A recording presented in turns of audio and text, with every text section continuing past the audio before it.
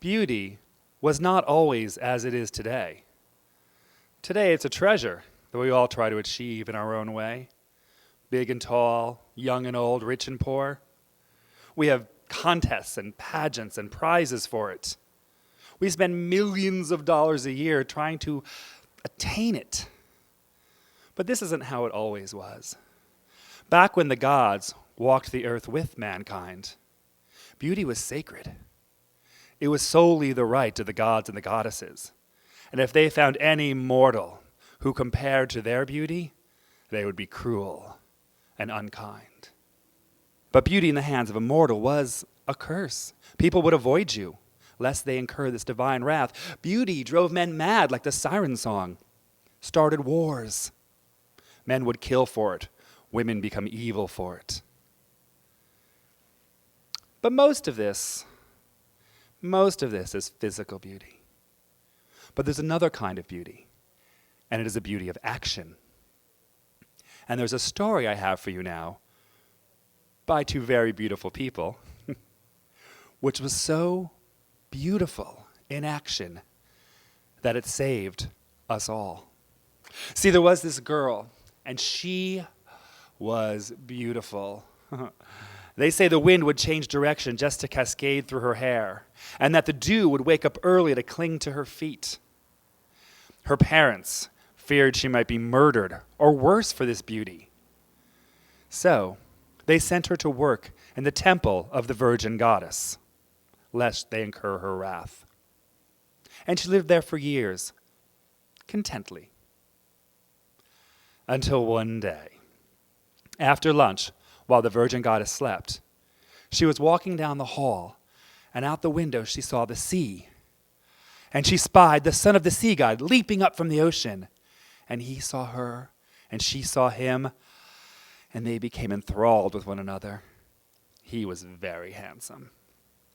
Well, weeks went by, and every day after lunch, while the Virgin Goddess slept, she would go to the window, and from afar they would talk about everything, about the sea and the temple and the stars and the sun and the flowers and the seasons and everything beautiful, and they fell in love. So in love, they realized they must be together. So the son of the sea god went to his father, who at that time was in the shape of the great serpent, and asked him if he could marry. And his father said, "No! No son of mine will marry a mortal, ever!" And likewise, the Virgin Goddess laughingly refused the beautiful girl. "You," she said, "are my possession, and I shall never let you go. Never!" Well, this made them both very sad. And the beautiful girl wished she could change things, wished she could mar her beauty. She would pray for hideousness and hope the gods blessed her with ugliness so the Virgin Goddess would kick her out of the temple and she could go and live with her true love. But then she thought, what if the son of the sea god doesn't love me if I'm not beautiful? So she got an idea. The next day, after lunch, while the Virgin Goddess slept, she went into the kitchen and wiped soot on her face and covered it with pig's blood, and then held a scarf over it and walked to the window. "What has happened?" said the son of the sea god. "Oh," she said, "there's been a terrible accident in the kitchen. I am marred, I am deformed and ugly." "Oh no," he said, "let me see." "No," she said, "surely you will look at my ugliness and you will not love me anymore." "No, I don't think that's possible," said the son of the sea god. "Please, let me see." So she pulled down her scarf, and the son of the sea god gasped at what he saw. But then he looked into her eyes and remembered his love for her and all of their stories of which they had spoken. And he said, "No, I still love you more now than ever." And the girl wept with joy. And the tears wiped away the grime and the blood, and he realized it was just disguise, and she explained, "I wanted to be sure you would love me, for now I shall pray to the gods to become hideous, and the Virgin Goddess will kick me out, and we can be together." And the son of the sea god said, "What? You would do that for me? Then surely I can give up my throne for you. And when I do so, I will be exiled. And I will no longer be the strong, beautiful god. I will wither My muscles droop and I will age, and I will no longer be young and beautiful, but will you love me then? And she said, were you to do such a beautiful thing for me, you would be 10 times as beautiful in my eyes. You would be so beautiful I could barely look at you, and yet I would never look away. So they decided that they must leave. They must either trade in their love for each other or leave right then and there. They could meet at the end of the known world, where the sea and the land met, by the great chasm that led to the underworld.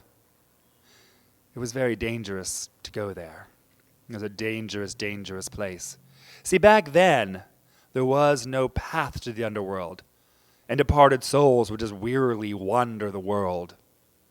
For none could cross the great chasm that was filled with the demons of chaos. What should they do? Well, will we be together? And he said, I can't guarantee it. And she said, well, if I could never touch you, never kiss you, I couldn't live with that. I had to. And he said, wait, shh.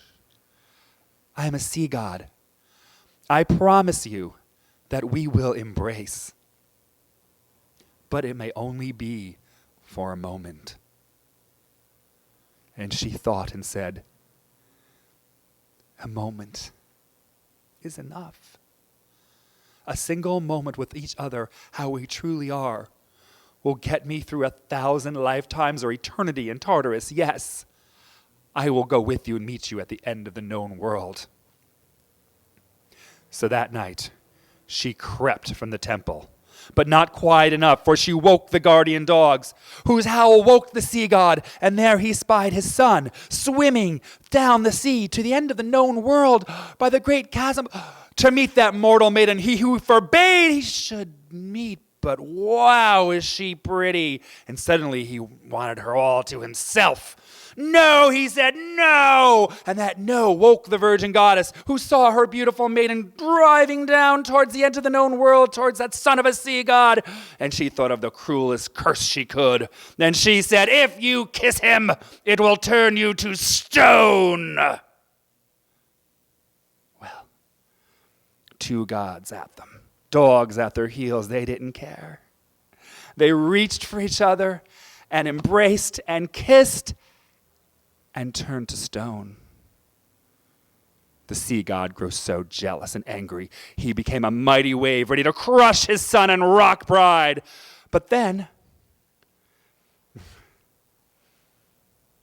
the little god of love, who's so tiny, most people don't even see him, was so moved by what he considered to be the most beautiful act the world had known to this point, said, they should be the size of their love. And so the couple grew and grew and grew and grew, larger than the largest wave the sea could become, mightier than the virgin goddess herself, knocking back the dogs. And as two people kissing and embracing would do,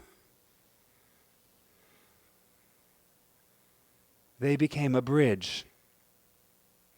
Yes, the bridge at the end of the known world. Their love was so great and so huge, they became larger than the chasm itself, over the demons and safely into the underworld. So now, all of us, when we depart this world, our souls are called to the end of the known world, to this force of love, and we behold this beautiful bridge that guides us safely to rest. And the couple, which risked everything for a single moment, now kiss for eternity. And it is beauty.